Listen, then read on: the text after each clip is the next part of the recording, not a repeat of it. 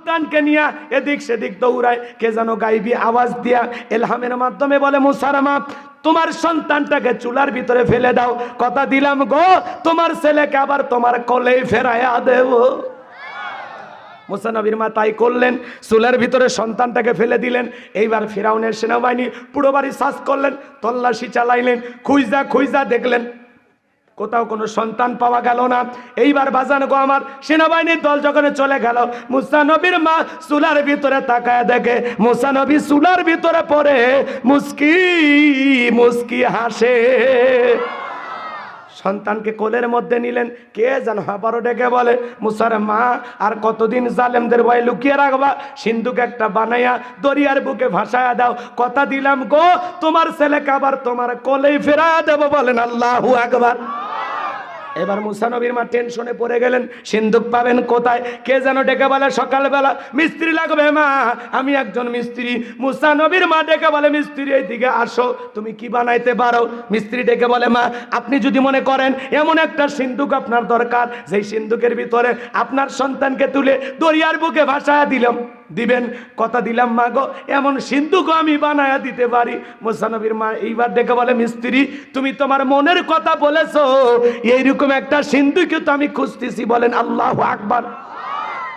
এইবার বাজান গো আমার, মিস্ত্রি ডেকে বলে, মা ভিতর থেকে একটু পানি নিয়ে আসেন, আমার পানি লাগতে পারে, আবার না হলেও চলবে। মুসা নবীর মা এইবার ভিতর থেকে পানি নিয়ে আসে, দেখে মিস্ত্রি সুন্দর একটা সিন্ধুক বানায়া দাঁড়িয়ে আছে। বলেন আল্লাহু আকবার। এবার সিন্ধুকটা হাতের মধ্যে দিয়ে মিস্ত্রি দৌড়ায়। মুসা নবীর মা ডেকে বলে, মিস্ত্রি লোহার পয়সাকে নিবা না, কাঠের পয়সা কি নিবা না, তোমার পারিশ্রমিকের দামটা কি নেবা না? মিস্ত্রি ডেকে বলে, মা যারা বিপদে পড়ে আমি তাদের উপকার করি, বিনিময়ে টাকা পয়সা গ্রহণ করি না। আল্লাহু আকবার। এইবার মুসা নবীর মা ডেকে বলে, মিস্ত্রি এই বিপদের দিনে এত বড় উপকার করলাম, লোহার পয়সাও নিলা না, কাঠের পয়সাও নিলা না, তোমার পারিশ্রমিকের দামটাও নিলা না, অন্তত তোমার নামটা বলে যাও, মাঝে মাঝে তোমার কথা যদি মনে হয় আল্লাহর কাছে তোমার জন্য দোয়া করব। মিস্ত্রি ডেকে বলে, মা আমি দুনিয়ার সাধারণ কোনো মিস্ত্রি না, আমি আল্লাহর ফেরেশতা, আমার নাম হলো জিবরাইল। এবার সিন্ধুকের ভিতরে মুসা নবীকে তুলে দরিয়ার বুকে ভাসায়া দিলেন। আর মেয়ে মারিয়মকে বলে, মা সিন্ধুক ভাসতে ভাসতে কই যায় খবর নিয়ে আসবি। এইবার সিন্ধুক ভাসতে ভাসতে চলে গেল ফিরাউনের ঘাটে। ওই দিন বিকেল বেলা ফিরাউন তার প্রিয়তমা স্ত্রী আসিয়াকে নিয়ে আসছে সমুদ্রে হাওয়া খাইতে। বলেন আল্লাহু আকবার। ফিরাউন কাফির হলে মাঝে মাঝে বউকে নিয়ে বিনোদন করতো। মারহাবা কর। মাঝে মাঝে বউকে নিয়ে বিনোদন করা ভালো, হালাল বিনোদন। বউকে নিয়ে মাঝে মাঝে কক্সবাজার চলে যাবেন, চিড়িয়াখানায় চলে যাবেন, পিকনিক স্পটগুলোতে যাবেন, বোঝে না। মাঝে মাঝে বউকে ঘুরে তার মনটা ফ্রেশ রাখার দরকার আছে না নাই? আপনার বউকে নিয়ে কক্সবাজার চলে যাবেন, আমি কি বলছি বোরকা ছাড়া যান, কথা কয় না, ফরজ পর্দা মিনি হাত মুজে পা মুজে লাগাইয়া ঢিলা ঢালা বোরকা পরাইয়া আপনি সমুদ্রে যায় বলেন, বিবি তাকায় দেখো আল্লাহর সৃষ্টি কত সুন্দর, কথা কয় না? আল্লাহর সৃষ্টি কত সুন্দর, এগুলো দেখেন, কোনো সমস্যা নাই। কিন্তু আপনি যদি বউ নিয়ে যায় সমুদ্রের পানিতে নাইমে হাফ প্যান্ট পরে গোসল করেন, তাহলে গুনাহ হবে, কথা কয় না? বইয়ের মন খুশি রাখার জন্য মাঝে মাঝে বিনোদন করবেন, আল্লাহ বোঝার তৌফিক দান করুক, জোরে বলেন আমিন। হ্যাঁ, বইয়ের ওপর যারা বেজার তারা উঠে যাবি এখন, ধত বউকলে ঘুর বের করছে, ওই মরে গেলে আমি বেশি আছে না ভাই। বউ মরণের দোয়া করি না, যেটা কপালে জুটছে এরপরে আর একটা যে বিয়ে করবেন অথবা আর একটা মেয়ে আসবে সেটা তার চাইতেও খারাপ হতে পারে, কথা কন না কা? আল্লাহ তকদিরে যেটা জুটাইছে ওইটা নিয়ে আলহামদুলিল্লাহ কন, কথাকে বোঝা গেল? আমার ভাইয়েরা লম্বা হবে, লম্বা করব না। যে কথা বলতে চাচ্ছিলাম বাজান গো আমার, মাঝে মাঝে বইয়ের মন খুশি রাখার জন্য এখানে সেখানে ঘুরতে নিয়ে যাবেন। সুযোগ পাইলে মোবাইল যখন কথা বলবেন অন্তত দিনের মধ্যে কয়েকবার বউকে বলবেন আই লাভ ইউ সোনা বউ। আরে বউ আই লাভ ইউ বলবেন, পাশের বাড়ি ভাবিকে বললে জুতা মারবে, বোঝে না, বোঝে না। বইয়ের মন খুশি রাখার জন্য একটু রোমান্টিকতা করা লাগবে, একটু রসিকতা করা লাগবে, কথা বোঝেন নাকি সব শিখান লাগবে? শেষে বলতেছি, যদি সুযোগ হয় মহিলাদের ওয়াজ করার দরকার আছে না? যদি সময় হয় পরে বলতেছি, আগে ঘটনাটা শেষ করি। কষ্ট হচ্ছে আপনাদের? আমার ভাইয়েরা, এইবার ফিরাউনের সেনাবাহিনী সিন্দুকটা তুইলা নেতার সামনে নিয়ে গেছে। ফিরাউন ডেকে বলে, সিন্দুকটা খোলো তো দেখি। এইবার সিন্দুকটা যখন খোলা গেলো, সবাই তাকায় দেখে আকাশের পূর্ণিমার চাঁদ সিন্দুকের ভিতরে ধরা দিয়েছে। এইবার ফিরাউন ডেকে বলে, তরবারি আন, সবাই কর। এইটাই মুসিয়া। আসিয়া বলে, থামো, খালি মারা শিখছো, এতগুলো মারলা তাও কি শান্তি পাইলা না? স্বামী গো, এই ছেলেটাকে মারার আগে তোমার কাছে আমার একটা অনুরোধ, তাকায় দেখো স্বামী, এমন সিন্দুকের কাঠ কি তোমার দেশে আছে? ফিরাউন এইবার কাঠটা নাইরা সারা বলে, বিবি রে, এমন কাঠ তোমার বাপ দাদা 14 গোষ্ঠীও কেউ কোনোদিন দেখে নাই। আসিয়া বলে, স্বামী, এটা ভিনদেশী কারো সন্তান, বাঁচতে বাঁচতে আমাদের দেশে আসছে, এই ছেলেটাকে পালক পুত্র হিসেবে লালন পালন করতে চাই। ফিরাউন ডেকে বলে, এতগুলো মারলাম, মুসা খুঁজে পাইলাম না, আর বউ একটা ছেলেকে পালতে চাই, যাক আর মারবো না। বইয়ের কথাটা রাখা দরকার। অনেক কঠিন স্বামীও মাঝে মাঝে বইয়ের কাছে দুর্বল হয়ে যায়, কথা বলেন ঠিক কিনা? আসিয়া বলে, ছেলেটাকে পালবো। ফিরাউন বলে, ঠিক আছে, রাজি হইলাম। এইবার বাজান গো আমার, কথা আছে যেখানে বাঘের ভয় সেখানে রাত হয়। যারে খুঁজতেছো মারার জন্য, আল্লাহ তোমারে দায়িত্ব দিল তারে লালন পালন করার জন্য। বলেন আল্লাহু আকবার। এবার আসিয়া বলে, শোনো, ছেলে তো দিলা বুঝলাম, কিন্তু রাজ্যের ভিতরে ঢোল পিটায় খবর পৌঁছায় দেন, ফিরাউনের ছেলে সন্তান যে মাসে মাসে দুধ পান করাবে, মাসে মাসে তাকে বেতন দেওয়া হবে। যে মহিলা দুধ পান করাবে তাকে মাসে মাসে বেতন দেওয়া হবে। হাজার হাজার মহিলারা লাইন দিয়েছে, স্তন খুলে মুখ লাগায় দেয়। নবী মুসা আলাইহিস সালাম কোনো মহিলার স্তনে দুধ পান করে না। বলেন আল্লাহু আকবার। এবার বাজান গো আমার, যে কথা বলতে চাচ্ছিলাম ভালো করে গভীর মনোযোগ দিয়ে শুনবেন। সমস্ত মহিলারা ব্যর্থ হয়ে চলে গেল।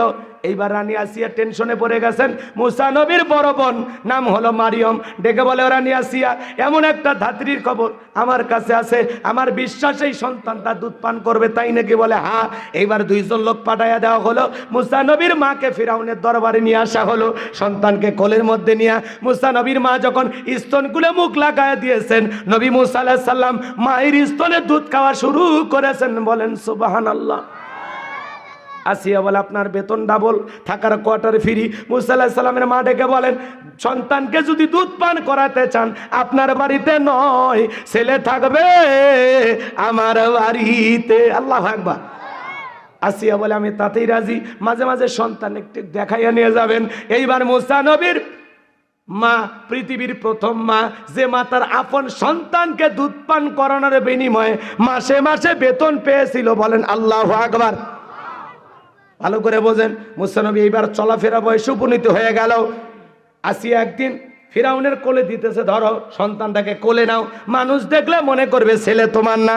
মাঝে মাঝে দেখবেন মা বোনেরা বিরক্ত হয়ে গেলে বলে, একটু সামলাও, বাপু যেমন খারাপ তেমনি একটা হয়েছে, বাপরে বাপ জ্বালায়া মারলো। কথা কয় না? মা বোনে যখন রাগ করে সন্তান কোলে দেয়, দেয় না? ওই পেঁপু ভ্যাপু তোলে আর ছাড়ে না, ধরো একটু কোলে নাও। কথা কন? ওই বাপের কিছু ছাড়েনি, বাপু জ্বালায় মারলো, হয়েছেও একটা জ্বালানোর জন্য। সন্তান ভালো হলে কয় মা যে ভালো, আর খারাপ হলে কয় সব গুণ বাপের পাইছে। কথা কয় না কে? খারাপ হলে সব দোষ বাপের, আর ভালো হলে সব গুণ মায়ের। কথা কন, কথা কন। আছে না নাই? আপনাদের বইয়ের ওপর এরকম না, আপনাদের বউগুলো ভালো, সব জান্নাত থেকে পালিয়ে আসছে। তো রাগ করছেন, পড়েন, সমস্যা নেই। আমার ভাইয়েরা, যে কথা বলতে চাচ্ছিলাম শোনেন। এইবার মুসা নবীর সুন্দর চেহারা দেইখা ফিরাউনের মনের ভিতরে জাগ্রত হয়েছে, একটু চুমা খাবো। এই নিয়তে যখন ঠোঁটটা বাড়াইছে, আল্লাহর পয়গাম্বার এমন একটা গালে সর মেরে দিছে বাজা, ফিরাউন চিৎকার মেরে উঠছে। আশেপাশে লোকজন আইসা বলে, নেতা এত জোরে চিৎকার মারলেন কেন? এখন ছেলে যে থাপ্পড় মারছে এ কথা জনগণ জানলে কি ইজ্জত থাকে?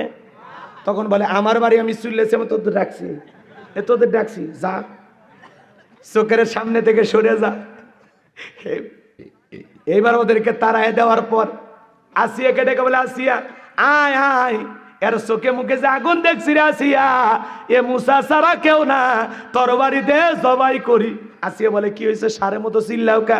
কই চিল্লাবো না, এই ছেলে আমার গালে থাপ্পড় মারছে, আসিয়া বলে ঢং করা জায়গা পাও না, এই ছোট মানুষ কোনোদিন তোমারে থাপ্পড় মারতে পারে? ফিরাউন ডেকে বলে বিবি রে কেমনে তুরে বুঝাবো, গাল তো তোর ছিল না, গাল ছিল আমার, মজা কি আমি টের পাইছি, আর থাপ্পড়ে ওজন বুঝে দেয় এই ভবিষ্যতে মুসা হবে। বাজান গো আমার, ভালো করে বোঝার চেষ্টা করেন, লম্বা ইতিহাস লম্বা করব না। এইবার মুসা নবীর বয়স হয়ে গেল 25 বছর। কয় বছর? টকবগে যুবক। তাকায় দেখেন কিপ্তি আর বনি ইসরাইলের মধ্যে লাগছে ঝগড়া। মুসা আলাইহিস সালাম যা বলে, এ কিপ্তি ফিরাউনের লোক, সব জায়গায় নেতার গরম দেখাস, আমাকে চিনিস? কথা কয় না, আছে না কিছু লোক আমাকে চিনিস, আমি উমুক নেতার আপন খালাতো বোন, তার ছোট মেয়ে বিয়ে করেছি, কি হাইব্রিড পরিচয়, এত গরম দেখাবেন না। আল্লাহ যদি 3 বের বমি দেয় আর পিছনের দরজা একবার ঢিল করে দেয়, শহীদ যে মেডিকেল কলেজ হাসপাতালে ভর্তি হয়ে থাকা লাগবে। সকালবেলা স্ত্রী দেখতে গেছে, সেলিমের বাপ তোমার শরীরের অবস্থা এখন কেমন? কয় মা তুমি দোয়া করো। বড় ছেলে দুপুরবেলা দেখতে গেছে, আব্বা তোমার শরীরের কি অবস্থা? কয় ভাই তোমাকে চিনতে পারলাম না। কথা কন না কে?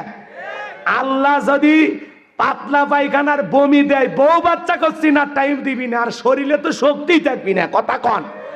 বাপরে বাপ, এক ছোট পাতি নেতার গরমে এলাকা থাকা যায় না, কি গরম। কথা কন না, সাইকেল কেনার টাকা নেই, তারা এখন 5 লাখ টাকার মোটর সাইকেল নিয়ে ঘোরে। কথা কন। আপনারা মানে বিরক্ত হচ্ছে, দোয়া করি, বাকি ঘটনা বলা লাগবে, একটু শোনেন, কষ্ট হচ্ছে? বাজান গো আমার, যে কথা বলতে চাচ্ছিলাম, গভীর মনোযোগ দিয়ে কথাগুলো শুনবেন।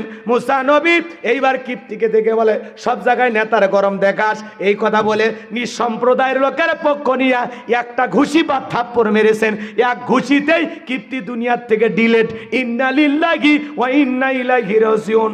মুসা নবীর ঘুষি খায়া কিপ্তি দুনিয়ার থেকে শেষ, মরে গেছে, মরে গেছে। মার্ডার বোঝেন তো? এখন ফিরাউনের দরবারে হয়ে গেছে মুসা নবীর বিরুদ্ধে মার্ডারের মামলা হলে কি আসামি ওই জায়গায় থাকতে পারে? আমার আল্লাহ বলতেছে, মুসা আর এলাকায় না, মাদাইনে চলে যাও। আল্লাহু আকবার বলেন। ফিরাউনের দরবারে হয়ে গেল মার্ডারের মামলা। কিপ্তিকে হত্যা করার কারণে আল্লাহর পয়গাম্বরের বিরুদ্ধে মামলা হয়ে গেল। পয়গাম্বর যখন চলে গেলেন মাদাইনে বাজার, পানি খাওয়ানোর ঘটনা অনেক হুজুর ওয়াজ করে বলছে, আমি আর বলবো না। শোয়েব আলাইহিস সালামের 2টা মেয়ের সাথে দেখা হয়ে গেল।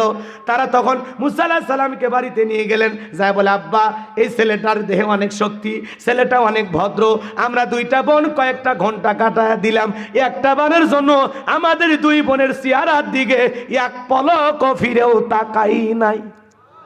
ছেলেটা বড় লাজুক, সুবহানাল্লাহ বলেন। এই ছেলেটাকে আমাদের বাড়ি রাখাল হিসেবে রাইখা দিতে পারেন? শোয়েব আলাইহিস সালাম রাজি হয়ে গেলেন। মুসা আলাইহিস সালামকে তার বাড়ি রাখাল হিসাবে ছাগল চরণের দায়িত্ব দিলেন। বাজান গো আমার, 8 থেকে 10 বছর থাকলেন শ্বশুর বাড়িতে। আল্লাহু আকবার বলেন। শোয়েব আলাইহিস সালাম তার বড় মেয়ে সফুরাকে দিয়ে পয়গাম্বরের সাথে বিবাহের ব্যবস্থা করে দিয়েছিলেন। আমার আল্লাহ ডেকে বলে, মুসা আর কতদিন শ্বশুর বাড়ি মধুর হারি, এইবার গাঠি গুঠি গোছাও, স্ত্রীকে সঙ্গে নাও, আবারও মিশরের দিকে রওনা করো। আল্লাহ পাকের অর্ডার পাইয়া আল্লাহ নবী মুসা আলাইহিস সালাম এইবার তুর পর্বতে গেলেন। আমার আল্লাহ রাব্বুল আলামিন তখন তুর পর্বতে পয়গাম্বর মুসা আলাইহিস সালামকে নবুয়ত দান করলেন। বলেন আল্লাহু আকবার। আমার আল্লাহ তখন বলেন, ওয়ামা তিলকা বিয়ামিনিকা ইয়া মুসা। আমার আল্লাহ ডেকে বলে, মুসা রে তোমার ডান হাতে ওইটা কি? পয়গাম্বর জবাব দিয়ে বলেন, ক্বালা হিয়া আসায়া আতাওয়াক্কাউ আলাইহা ওয়া আহুশু বিহা আলা গনামি ওয়া লিয়া ফিহা মাআরিবু উখরা। ডেকে বলেন, আল্লাহ আমার হাতে এটা লাঠি, এটার উপর ভর দিয়ে চলি, ছাগলের জন্য পাতাবাড়ি ইত্যাদি ইত্যাদি অনেক অনেক কাজ করি। আমার আল্লাহ ডেকে বলে, মুসা রে প্রশ্ন করলাম একটা, জবাব দাও যাবে একটা। মুসা নবী কথা বলে কার সাথে? আল্লাহর সাথে কথা বলতে মজা আছে না নাই? আরো জোরে বলেন। যুবক, একটা মেয়ে যদি ভুল করে তোমার রং নাম্বারে মিস কল দেয়, 17টা সিম কার্ড পরিবর্তন করে হলে ওই মেয়েরে কল দেয়, মেয়েটা ডেকে বলে, ভাইয়া সরি আমার ভুল হয়ে গেছে। কই ভুল করলি কেন? নিবানো আগুন কেন জ্বালাইলি? এখন ভালোবাসা দিবি কিনা বল। আছে না না? একটা মহিলার কণ্ঠ বলে তুমি আমি পাগল হয়ে যায়। আর মুসা নবী কথা বলে কার সাথে? কুড়িগ্রামের এক মহিলা রাত 3:30টার দিকে আমারে কল দিয়ে বলে, হ্যালো তুমি কে সোহেল? আমি বললাম না, আমি একটা হুজুর মানুষ। ঢং করো না, রাত চলে গেলে আফসোস করবা। ও কি তাহাজ্জুদ পড়ার জন্য ডাকতেছে?